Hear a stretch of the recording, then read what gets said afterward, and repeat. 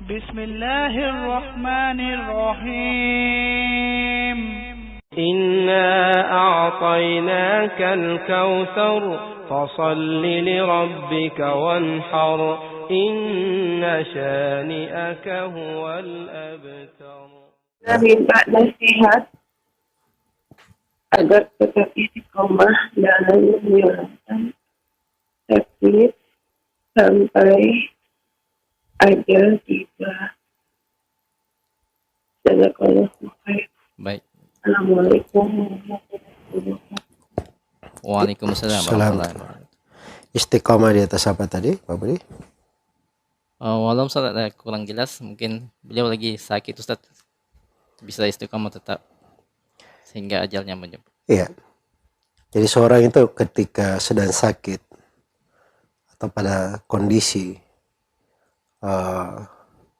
kurang sehat, kadang ada hal-hal yang perlu dijaga dan dipelihara.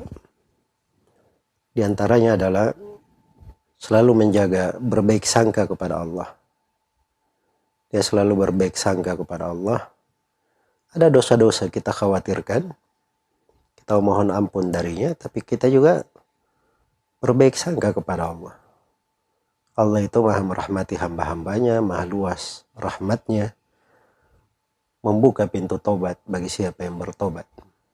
Kalau dua hal ini dijaga oleh seorang hamba di kondisi dia sakit, dan dia dijemput oleh kematian di kondisi itu, maka itu tanda husnul khatimah.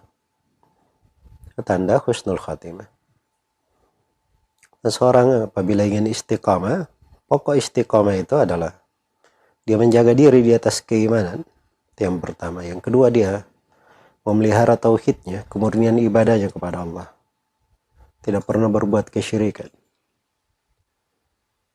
Kemudian yang ketiga, dia beramal dengan amalan yang salih.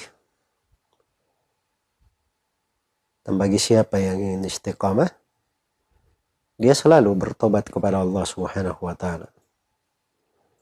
Selalu bertobat kepada Allah Subhanahu wa taala.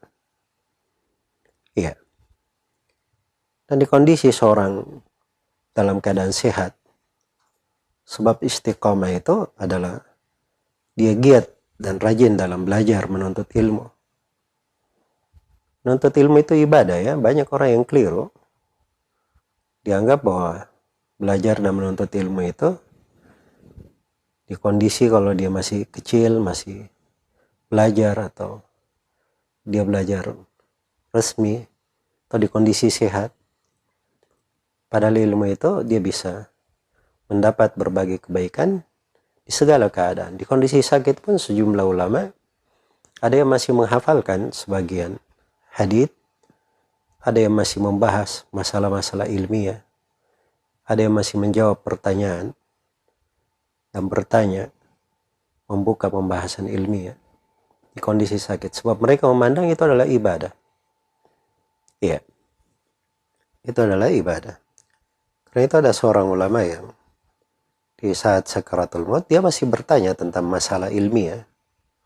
Kemudian ketika beliau ditanya, kamu dalam keadaan berat seperti ini masih bertanya tentang itu. Kata beliau, saya berjumpa dengan Allah dalam keadaan saya tahu masalah ini, itu lebih baik daripada saya tidak mengetahuinya, jahil tentangnya.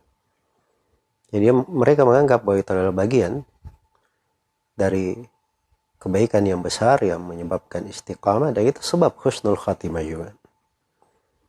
Iya. Demikian pula dia jaga, siapa yang istiqamah dia jaga dirinya di atas amalan salih. Siapa yang istiqamah dia jaga dirinya di atas keikhlasan. Siapa yang ingin istiqamah, dia keluar dari dunia ini dalam keadaan selamat. Selamat hatinya, tidak menyandang kesyirikan, tidak menyandang dengki, dan selamat dirinya, lisannya, tidak mengganggu manusia, tidak mendolimi orang-orang. Semoga Allah Subhanahu wa taala memberikan kepada kita semua istiqamah di atas Islam dan sunnah di kehidupan dunia ini, di sakaratul maut, di alam kubur, dan di akhirat kelak ketika kita menghadap kepada Allah. Dan semoga Allah menganugerahkan kita semua husnul khatimah dan kelezatan hidup setelah kematian dan keindahan berjumpa dengan Allah Subhanahu wa taala. Innahu waliyudzalika wal qadiru alaih.